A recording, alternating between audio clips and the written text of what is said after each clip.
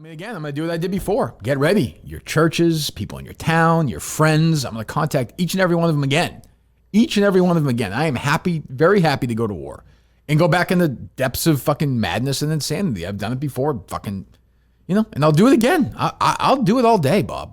Believe me, I'm as crazy as you are, you fucking asshole. Well, not evil like you are, but I'm as crazy as you are. All right. So it's the rundown. Thursday, June 23rd. KMS Rundown brought to you by DEC's Slap Chop. Excuse me, DEC's Slap Chop. It's been cutting off Menner's nuts since 2020. DEC's Slap Chop for those looking to feed your small children quickly in your basement before your wife finds out they're there. DEC's Slap Chop for those in a hurry and need to record a 30-minute Woe Is Me podcast and you don't have time to spend time in the kitchen. Go to DECslapchop.com and use the promo code pedophile to get your discount and get your slap chop discreetly delivered to your back door. That's DECslapchop.com and use the promo code pedophile for your discount today. All right, that was really tough with the slapchop.com. Thank you very much, guys. We've got Visionless Dave is back. VD, not venereal disease. He's the executive producer of Menner's Live. VD, how are you doing? Doing pretty good, thanks. Good to have you. And then we've got Menner's Baggins stepping in for us on short notice. MB, how are you doing? I'm doing well. Good. I'm doing well. Love the ad read. Thank you. Yeah, it was good. Thank you. It was very good. Appreciate DEC Slap Chop for hooking us up. So this week was a serious week in a lot of different ways, and then had some fun in it too. So it was interesting taking a look at everything getting ready for the Saco Drive-In this weekend. But the first thing right off the top on Monday, we had, as you heard that sound at the top of the show, Murchison returns. Kirk spoke about it the last time that he went away, that he was going to be here, and he is back. And you know what's going to happen, and it's interesting to see now what's going to happen with, Barstool and the economics of it and everything that's gone on with the quarantine and just relationship with Barstool that Kirk has now, and with Murchison coming after Barstool and targeting them in particular. So Visionless Dave, I know you started listening to Kirk because you're a Barstool fan. What's your experience listening to Murchison back then and now, and what were you thinking on Monday when you heard it?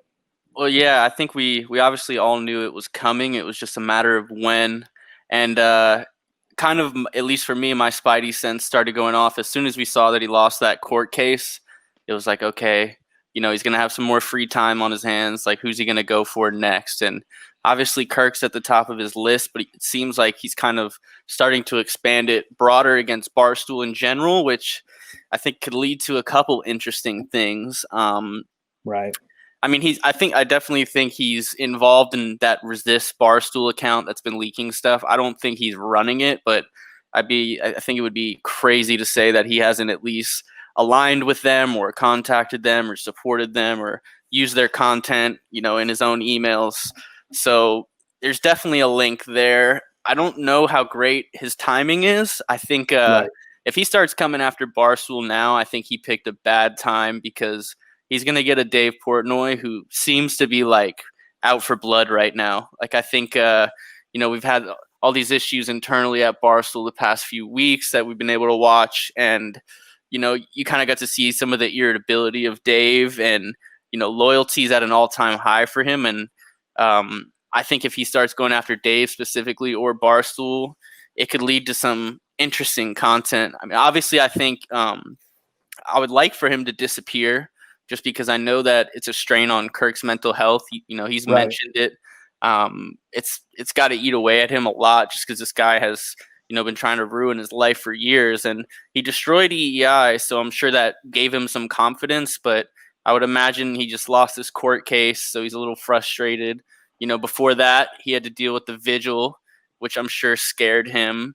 And Right. the rumors that his wife left him, I don't know, that could be a good thing for us, because I'm sure she knows where all the bodies are buried. And anyone that's Gotta get her on the show, right? Yeah, anybody that masquerades around as like a social justice warrior like he does with no real attachment to the cause they claim to be championing, those people always have skeletons in their closet. So I think there's no question that, he's got some shady shit, and I'd love to see that come out. But like I said, I wish he would go away, but I do get a little bit hard thinking about Portnoy and Kirk just kind of tag teaming him and just destroying him publicly. Right. Well, and I initially thought it was bad timing. There's never a good time for this, but I was just thinking the economics of it and what the economy is doing right now. But at the same point, Barstool is really quick on the cusp of making a lot of money when it comes to legalized gambling and football coming back. They're right at the pinnacle of taking that next step economically, and I think they're going to be more powerful. So if his target is not only Kirk but Barstool, I think that's going to be a tougher fight for him. I think it might be easier for them to fight that. But MB, when you're listening to it, do you think that I was hearing the hints of Murchison's wife not being there? What were you thinking about when you listened to it on Monday? Well, I think like VD said, I think everyone knew it was going to happen eventually. My first thought was, I'm just so thankful that he's at a place that'll back him, that'll fight for him. I remember when it was going on with the EI, and you knew no one had his back in there. And there was certain, the OG Twitter accounts, you had to follow them to find little details. So it's nice that, the Barstool's there, and Eric and Dave are going to have his back. So it's almost like if you want to fight, he's going to get it this time rather than last time where they just rolled over. Oh my gosh, yeah, it's going to be with Angry Dave, with Grudge Dave, and Kirk is ready to fight and he's ready to go. You hear that in that sound off the top. Like Kirk is just as crazy as Murchison is, and he's going to be. He's not as vindictive. He's not a liar, but he's going to fight this. And having Dave right there alongside him, and it seems like Dave even more so is a big Kirk fan when it comes to everything that's happening in New York and the pushback that Dave's getting from his other employees. So it seems like Kirk has aligned himself pretty well, and it seems like Dave is ready for it too. So I don't think this is going to last very long at all, but it'll be interesting to see how the social media piece of this. I remember in the fall with the Discord, how much work was getting done in the Discord with this going on. And right now, Kirk and Steve are not too friendly with the Discord. So I wonder if that community, how much they're going to be able to help out, or how that communication is going to work, because there's a lot of communication that goes on in there, and there's a lot of work that gets done. And Patrick does a good job with sharing that information. So it's curious to see how that plays out too. That's something that wasn't like that in the fall. In the fall, everybody was together. The subreddit was active. Discord was active. Everybody was in it. So now that's not the case, but Barstool is stronger. Kirk is stronger. So I don't think it's going to last that much for Murchison in this one. Agreed. I think it would be pretty interesting to see if he starts going after KFC, to maybe see how his opinions shift about cancel culture. And I think also true. Another important thing is, there's been some strain with Barstool, but I think if Murchison started going after, individual Barstool people, and I think Kirk would defend them. I think the Minifans would defend them. And I think that could be interesting to kind of watch how people's perception of the Minifans might change if we go to war together rather than against each other. Absolutely. You guys would have a field day with my diary. Ooh, you have a diary? What? I've kept a diary for the last 12 years. I think about 12 years. You started it when you were 18? That's a good question. Yeah. Do you write Dear Diary? No. Why can't we see it? Why can't I see your private stuff? Well, I mean, that would be a great reading for a live show or something. Maybe I'll tweet out an entry or two. When was the last time you wrote in the diary? At the beginning of the lockdown. I would think you'd write more during it, wouldn't you? It's not one of those daily diaries. It's more of a checking in with major life moments. Take chapters of his life. All right, so we got Steve's diary. Hearing that sound, getting that introduction this week of Steve having a diary, a journal, where he is logging his thoughts, things that have happened to him, his life moments. It's very sweet. I will say right off the top that I hate Steve, but I do believe that this diary is real. I just don't believe that it's a composition notebook. My feeling is that it's one of those moleskin notebooks, probably leather bound. He seems like one of those guys. He is not a composition notebook guy. So that's where I think the lies are in there somewhere about where it is, how it's constructed. But MB, I mean, I don't know where you stand with Steve, but he's a psycho. Do you have a journal or a diary? Do you keep that? What's your status on diary or journal here? So I did have one. When I was overseas, I kept one every week. I'd write in it, and it was a moleskin leather. It was perfect. It was perfect. And I kind of kept up with it, weekly. And I'm glad I have it now, so I can understand where Absolutely. it's coming from, with historical events and things like that. And now, if it's like a Dear Diary everyday entry kind of thing, then that's where you start to lose me. But if it's more, more important things, I guess that could work. There's got to be. So you've got like this important moleskin journal that you've got all your things that you've got overseas, and I get that. But I know for a fact that this has got to be, the writings of Nixon and Ronald Reagan, and I'm sure Hitler's poetry is in there too. Like, well, what exactly, VD? What do you think is in Steve's journal, his diary? What do you think is in there, man? Well, I definitely think there's some Robinson rules in there. I think it's probably, the genesis of where the Robinson rules started to be officially documented. So I don't know. I see this journal as being probably worth a lot of money one day. I've read, there's a lot of famous autobiographies I've read that, include journal entries from the people. And it's always fascinating to get a look into their mind. Sure. Having said that, I do think there's probably some weird shit in there. Gotta be.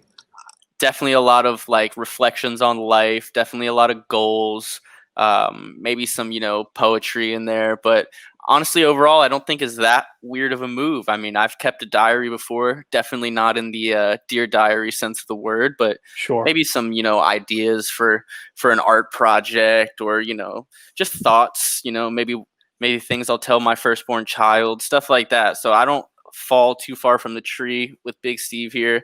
There is something about Big Steve, though, where the simplest thing, put in context with him, makes him seem like a totally insane person. Like, when you try to explain to someone that, oh, yeah, this guy's a fucking liar, he's a psycho, he said he got second in a hot dog competition. Like, it just, to the untrained ear, it doesn't really sound like anything weird. But for some reason, when you put Big Steve in front of any sentence, like, your mind is going to go to just straight psychopathic move. Well, I don't understand. Like, so he's just sitting there and he just acts like this is nothing. This is no big deal. We had it, last week with the Pissgate scenario where he's just acting like, well, what? What are you talking about? Like, what's your problem? Like, of course, I keep a diary. What he's talking about, keeping it in his safe with his guns and his gold. It's just an odd move, man. Like, I just don't understand why he has to be. But this is the thing. Like, I hate Steve, but he is an interesting character study. He is a strange human being. If this thing did go up for sale, if he was going to sell this, I mean, how much would it need to cost for you to buy this, MB? Like, if you were going to purchase this as a fan of KMS, like, how much are you spending on this thing? This is, oh God, I don't even know. I can't even know. I don't even think I could read it. I would be terrified to know his thoughts on life and the world and how much cancel. The whole thing's going to be on cancel culture. There's definitely some Obama entries in there. Definitely. But I think the thing about Big Steve that a lot of people get wrong is they think he's kind of like playing this character up or creating this facade of someone that's not really that weird. But as with a hat tip to Ziggy Robinson, if you go back and read his Bowden writings, they are just as insane as everything he says now, where he will just nonchalantly talk about, my number one rule in life is never let roadkill go to waste and like always, keep a shovel in your trunk. Like these are things that he was writing as a freshman in college before he had any, sort of spotlight or fame on him. So, I mean, he's weird down to his core. That's why I love him. And I don't know. I think he gets too much slander. Well, he doesn't get too much slander. I disagree with that. But if you go to Bowdoin College, it's one of, it's in the NESCAC. It's one of the left-leaning liberal, small colleges in the nation. It's a very good college and a very good conference. And Steve would stick out like a sore thumb there. Like his thoughts, his opinions, his writings that he had in the Bowdoin Orient, like he had to have been an absolute alien walking around there. So for him to be on this show and to seem like this much of a weird dude to us, I can't imagine him walking around the Bowdoin campus, having these thoughts and opinions and being even more confident in it with no life experience at all. That's a scary Steve Robinson that I would not want to be around, but I'd have to be around because he is a fascinating psycho. Well, I just got to stay away from that guy. Yeah, like, he reflects on those exact sentiments in his piece in the Bowdoin Orient titled, "If you want my guns, you'll have to take my bullets first." Basically, the whole piece is about what you just said, how, he basically has his coming out moment of coming out as a conservative on campus and how, professors didn't look at him the same and, people would whisper about him as he walked through the hallways. So maybe a little bit of Kevin Cullen work in there, but it's a very funny piece that talks exactly about that idea. Yeah, I absolutely believe it. He is a strange human being, and he will be even more strange, I'm sure, this weekend at Saco. I will say about her anxiety, that's fine. Believe me, I go through a lot of it. I am not having a great time at Murchison. I'm struggling right now. Trust me. But I would say I would never, ever do some thread saying, hey, lay off. Hey, you don't like what I wrote. You don't like what I said. Can you just back off a little bit? Can you have some empathy and squash this pattern out? What pattern? Of being called out for writing stupid shit? I will not stop that. Sorry, and it's not my job. I never told a single person on Twitter to tweet Kate from Barstool. I commented on when it happened because it was a fucking stupid thing to write. I don't know, maybe Barstool's always been like this. I don't know. I don't know if it became a place where if you get called out for your dumb shit, you hide and then you blame somebody else. She's blaming me for this. She wrote the fucking thing. Don't write it. Don't write it, or write it and stand by it. I don't care either way, but I'm sure as fuck not going to be like, hey, you know what? Whoever, any Minifan, you know what? Don't tell her you think it's stupid. What the fuck am I to do that? Yeah, but it's sort of this thing, Robbie, though, where it's kind of like, well, then I get this from a lot of people there. Some don't, including Dave, who I talked to last night. But there's some people like, if you don't like it, get out, which is a fucking attitude. By the way, it's not an attitude I heard a couple of weeks ago from about certain employees at Barstool. People are not saying, hey, if you don't like it, get out. It's more like, hey, stay. We want you to stay, which is the attitude that it should be. Instead of like, well, at the same time, those employees didn't sabotage behind-the-scenes sales content, though. Yeah, but Robbie, nothing got sabotaged. Nothing happened. But it's not about what happened. But nothing. It's about you not being able to be trusted. I think. But nothing happened. Oh, now you don't trust me? I've lost your trust. I mean, come on here. Like, what are we doing? Like, I think you talk about work ethic. I work pretty hard. We do a long show every day. We do a lot of stuff. We do sales stuff. We do live shows. We do things. Believe me, we are working hard, and a lot of that money is going to Barstool. So, I mean, it's not like we sit every day and say, how can we sabotage Barstool? I was pissed off one day at the beginning of a show. I said something really stupid. And unlike other people at Barstool, like your friends Ellie or Rhea or Fran, who don't address the stupid things they say, Kate did to her credit, I right away called Dave, called Eric, and said that was fucking idiotic. One of my show said that was idiotic and owned it, completely owned it. It was completely stupid. All right, so we got that sound. We heard the Kate sound, the reaction to Kate over the weekend, and then the Robbie interview on Wednesday as well. Was it Wednesday or Tuesday? No, it might have been Tuesday. But there was a lot of Barstool talk this week. With Kate, I know when I woke up that morning on Monday to see her tweets, it was odd to see it. I'd forgotten all about her and, that terrible blog that she had written.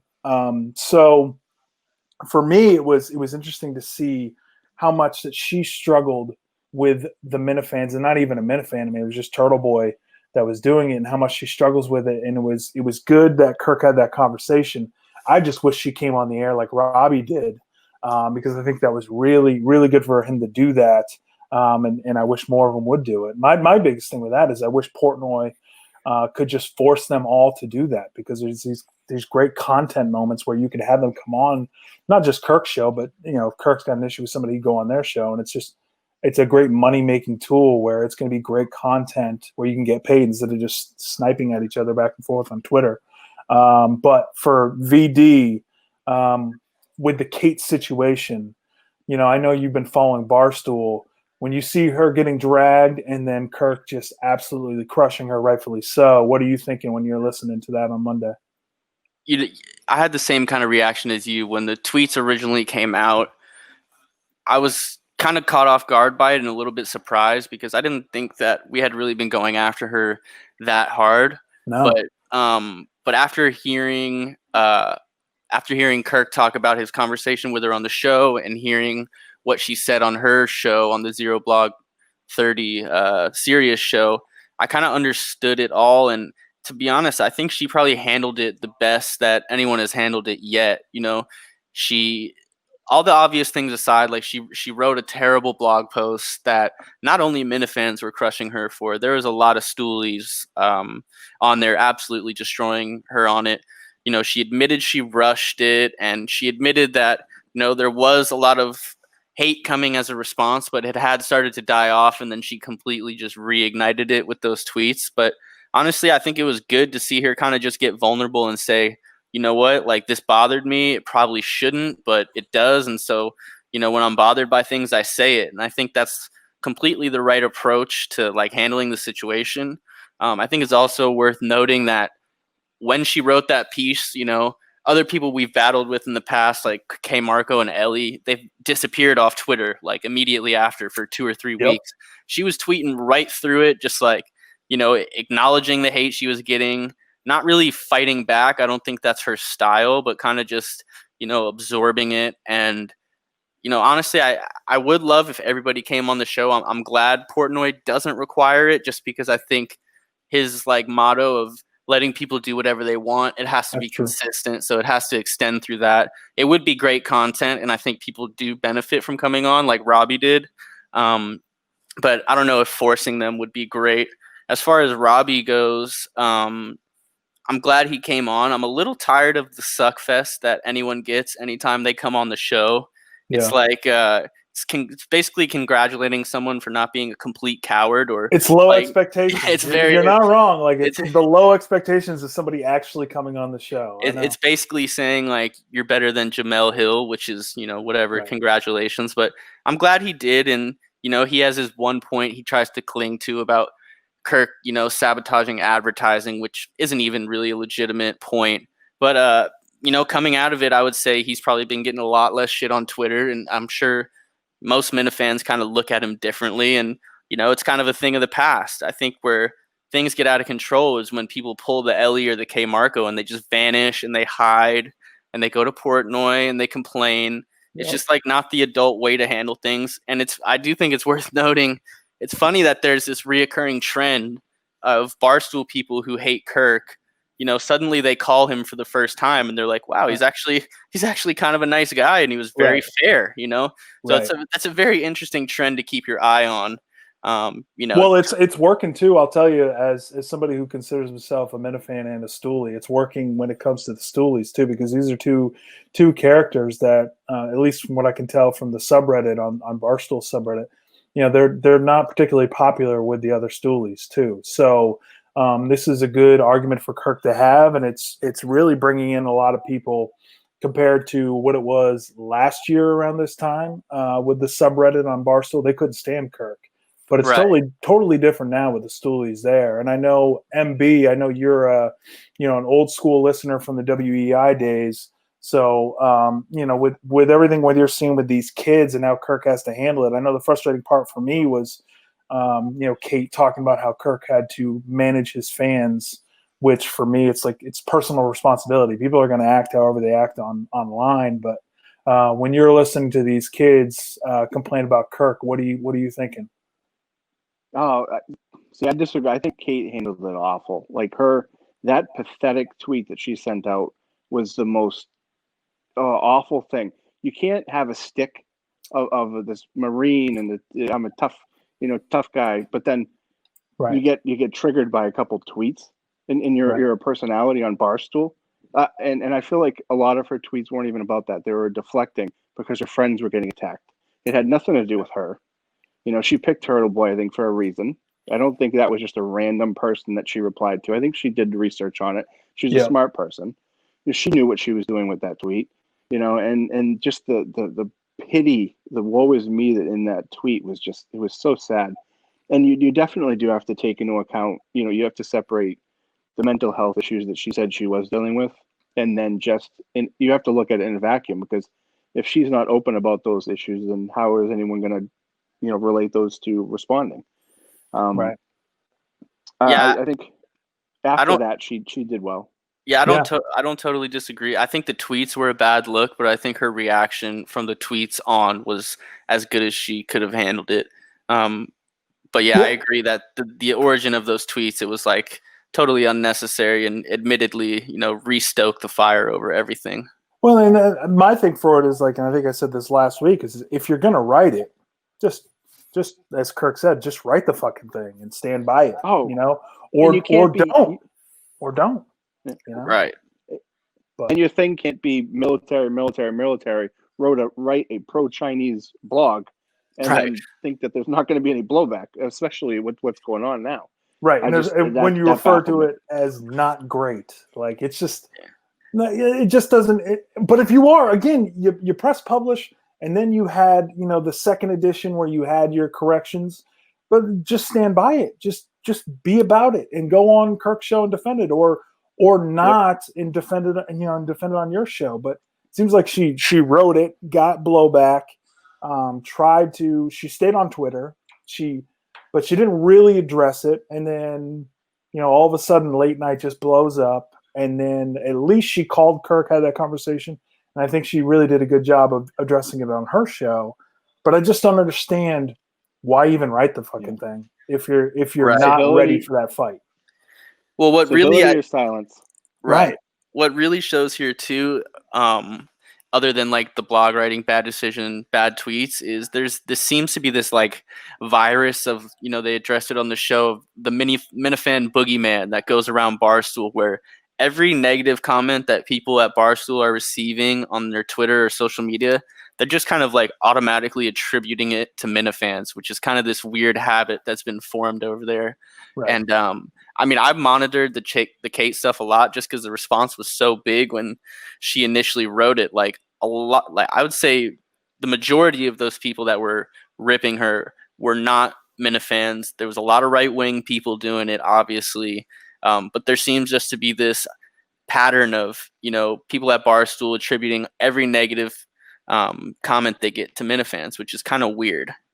Oh yeah, and for Robbie too to come on there to try and white knight, for his friends and stick up for them.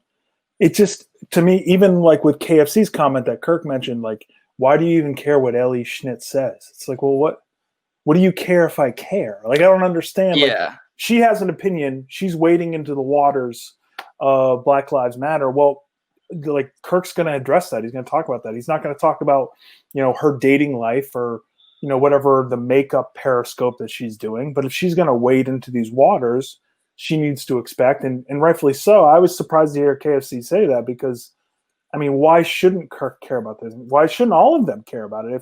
If KFC is going to say something dumb about Black Lives Matter, then Kirk's going to address it. So if Ellie Schnitt says something that he disagrees with, it's going to be the same thing. So I don't understand what KFC is even talking about there. It's just it's great content for Kirk's show, but it's also great for Barstool overall. It just keeps things going. The same reason on EEI when Kirk would talk shit about Dale Arnold. He's coming up after his show. It's like, all right, well, here you go, Dale. I'm going to shit on you these next 5 minutes, and then I'm going to pass it off to you, and you can take it or leave it, whatever you want to do with it. And Dale wouldn't engage. He wouldn't take it typically, but Kirk's going to do that, and it's going to draw interest for everybody else. And that was the only reason why people would listen to Dale and Holly, is because Kirk spent 4 hours shitting on them. So it's good for Barstool to do that. Yeah, and that's why I think Portnoy loves Kirk, is because he does do that. And Portnoy won't admit it, but he knows that, at least the workplace environment and the way they used to go at each other, it's not the same as the old Barstool, which was super cutthroat. Like, I think that's to be expected, but that's the reason Portnoy loves Kirk, is because he does go after people, and it's interesting to see a lot of these adults just kind of run and try to hide and, say, hey, I don't like that, make it stop. And I thought Kirk had a great line. What was it? Like, don't be mean to my friends anymore. That's the new Barstool. That's the new Saturdays Yeah, are for the that's the new boys. Saturdays are for the boys. So I thought that was a good point. That was a good line in there too. But also, I think it's worth saying that, they'll never admit it. Ellie Schnitt will never admit it. Robbie kind of did on the show, but they're learning lessons from when Kirk goes after him. Like, Robbie even admitted, yeah, I guess I was wrong about that bail fund thing. And if Kirk doesn't point that out to him and he's just living in this echo chamber where everything is like, no, that's not true, how's he ever going to learn those lessons? And I'm sure moving forward, when Ellie Schnitt now wants to talk about politics or something, she's going to actually consider it, not just put out a take that is popular on the internet. She's going to actually look into it for herself. And so maybe actually read the book instead of just having book recommendations. Right. So they'll never admit it, but I mean, there are good things that come out of it. Oh God, yeah. All right, so the after show, boys. We talk about Saco, talk about the drive-in, talk about predictions. MB, are you going to the Saco drive-in this weekend? I am both nights. Okay, all right. So predictions for, I know VD's out on the West Coast. What are your predictions for Saturday, for Sunday? Are they going to be different shows? Are we going to get a look at the diary? Is Mike going to be doing some stand-up? What do you think is going to happen this weekend? My prediction is a lot of guest appearances. They won't be in person, but there'll be videos.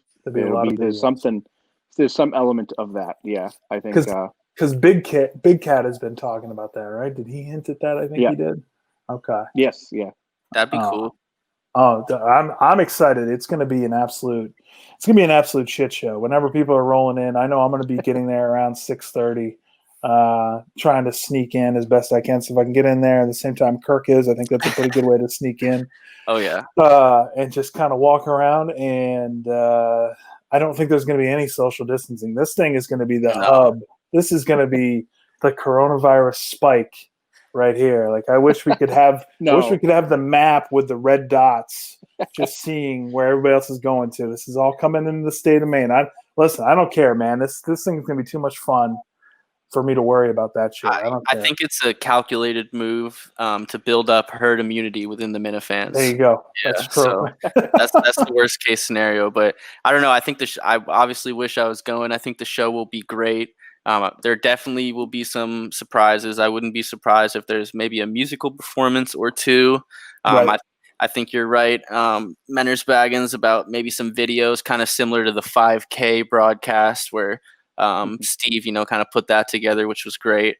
I'm also really curious about the Mike and the Minifans because it seems like all the factors going into that show, there's going to be something that goes wrong. And I just look forward to seeing what goes wrong. Now, you see, okay, so VD, this is what I actually am kind of enjoying too, is I like the troll, I like the drama. Anytime there's an event going on, there's going to be a logistical nightmare. Right. That Steve is possibly going, I'm not going to say that he's definitely going to make a mistake. I'm just saying mistakes happen. He's got a lot of things going on. So I'm not going to go low here. I'm going to go Michelle Obama. I'm going to go high. And I'm going to say that there's going to be issues that Steve's not going to be able to control that are going to happen. What do you think the fallout is going to be? Is Steve going to be able to handle this appropriately when the mistakes happen? Is he going to get sensitive? He will get sensitive. I think Kirk will a little bit too, which is understandable because they've obviously been working their ass off on this event. Absolutely. I don't think there will be any technical issues, which I think is the most important part.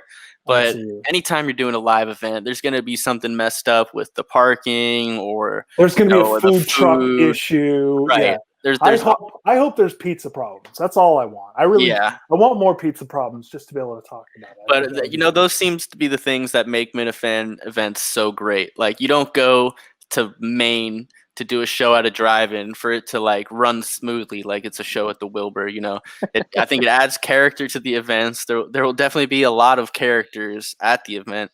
It's going to be an interesting group of people. I wish I was there, but I don't know. What do you think about Big Steve? I think he's kind of daring Antifa to show up. I think he's talking a lot about that, isn't he? He lays in bed at night just like praying that they come. I imagine he has weapons buried all around the drive-in. he's got an escape route in case he needs to get Kirk out of there. Like he's got his go bag with him. He's ready to go. So I don't think they'll show up, but I kind of would love to see what would happen if they did. Hopefully, Menner's Baggins, hopefully you can find me out there and help me, protect me. I am a little worried about that. I'm worried about Antifa, and I'm worried about the Minifan fringe, lurking around, a couple of drinks in. You never know what's going to happen out there. So that'll be curious to see. I know it's a comedy show, but seems like there's a lot of pent-up anxiety and anger on Twitter too. So right. There's a lot of drama. There will be a lot of mosquitoes. It'll be hot. People will be in the sun all day. There's definitely some irritability that's going to happen. Are you, MB, are you partaking in the Friday night Mike and the Minifans as well? I'm curious to see what your stamina is going to be for the weekend. I'm trying to. Okay. I have to convince my wife because I already have Saturday night, Sunday night, and 3 in a row. So today, when TJ was doing the Periscope, I turned it around. I was like, "Look what I'm gonna miss!" And at that moment, he showed, "Look at this giant cock," and he was like, "What?" The kids were all awake. They were running around. I was like, "Oh, never mind." I think the OG my fan, 12-year-old started laughing. I think the OG Minifan show that they filmed there will be great too, just because I imagine they're going to be hammered and pretty much just laughing the entire time at how ridiculous the whole thing is. Yeah, and that gives me great pleasure because I know DEC's show is going to be terrible, so it'll be good to have the OG Minifans. Will take care of us, and I know Steve from Providence will do it right. He's a good man. I've got a couple of beers for him. I got to find him. I got to pass those off to him, and there we go. And partake and imbibe. So I'm excited, man. I can't wait for that. I'm curious, MB, do we want to talk about the trilogy that no one was asking for? The Big Mama's House of trilogies, the Pirates of the Caribbean trilogy that nobody was asking for, the Mike at WEI morning. Do you think that he got his foot run over? Do you think this is legitimate? I mean, how serious is all of this? I think it is. I think from what I understand, one of the people that was with him had to wake up very early to go to this. Oh, okay. So I think okay. No, I got a source. I do. A very, very close source. An insider. I like this. Okay. And if in that video it looked like he was coming in like a douchebag, it would have looked even worse in person. And that man that was in that vehicle, from what I hear, looked like a man on the edge. He was about to snap. I wouldn't have been surprised if a punch was thrown just by seeing this. Well, I heard his expression. But from what you've heard, yes, your source told you. Yeah, I would say, I mean, anytime I see a guy driving one of those weeps, those weep gladiators around, it's a white funny too. look, man. White with no doors. Yeah, white. No doors. No doors. Just a total pavement princess. He's probably got his Sperry's on. You see the towel around his neck? Oh, Just came from the beach. I don't know if that translated. I didn't know if it translated to the video or not. That's great. Yeah, he had one. I mean, if I saw Lucy driving it around, I wouldn't complain. But other than that, just seeing him drive that around it's such a ridiculous look, man. What a idiot. What a hardo. I can't. It's a terrible look. Mike came out looking great compared to that. I think the best part, regardless of whether Mike got his foot run over or not, or got Curtis to say anything, the fact that we know that he drives that car and he's listening to Born to Run, I think was gold. I think that was perfect. That was perfect. And what Mike doesn't get credit for, from what I understand, is that that was vamped, and it could have been a really big letdown if he didn't do that, because there was no engagement, and I don't think it was confirmed it was him right away, and not until afterwards it was confirmed. Right. And if he didn't do that, it would have been a huge letdown. He was on his feet, pardon the pun, when he thought that, and I think he went all in, and he saved the video. He really did. Yeah. Oh my gosh. I think he definitely got his foot run over. If there's one thing we know about Mike, he's terrible at improv. So I don't give him the ability to come up with that on the fly. But I've been very critical of Mike the past few weeks. But I think I think that was a great video to get. And like you said, it's a trilogy nobody was asking for, but he got up and he got out there. So, I like the initiative from Mike, and I definitely know now Curtis definitely heard all that criticism of it. And I know every time he walks to his car now, like deep in his head, he's like, God, I'm a douche. Like my life sucks. So that's a great thing to know. The idea even Mutt came in. Yeah. Just the thought of him listening to the show and everybody shitting on the vehicle that he's driving, and then he has to hop in that vehicle to listen to that podcast and drive around and be like, God, I am such a douchebag. This is my life. Like that is a great thought. And I will say I don't know if you guys got a chance to listen to the prank call today where the guy called in and talked about that. It was a great call. Great call. So that's my favorite prank call so far. Yeah. Oh, that was awesome. Well, it's good. Hey, listen, MB, I'm glad that you have your sources. This is a big get for us. You coming in short notice, helping Sheldon out too, who I know is busy with work. So we'll make sure we get Sheldon on another time. Before we go, I will say, this is coming out on Friday on the YouTube channel. This is going to come out Friday afternoon as a podcast. So hopefully the folks are listening to it and enjoying the drive. We're hopefully going to end this show with one of my favorite Bruce Springsteen songs, Darlington County. I think it's a great song. It's a great driving song. It's off a phenomenal album. And I'm a big Bruce Springsteen fan. I know Kirk is too. So maybe that will help build a relationship there, maybe a little bit of a rapport. So I won't be, the cunt face walking around on Saturday. I don't know. Hopefully I don't run into him. I don't want to have any interaction with him. So, but hopefully this helps. But thank you guys for being on the rundown. Appreciate you coming on. MB, you're more than welcome anytime. VD, pleasure as always. And I'll talk to you guys later on. Awesome. Thanks. Rundown out.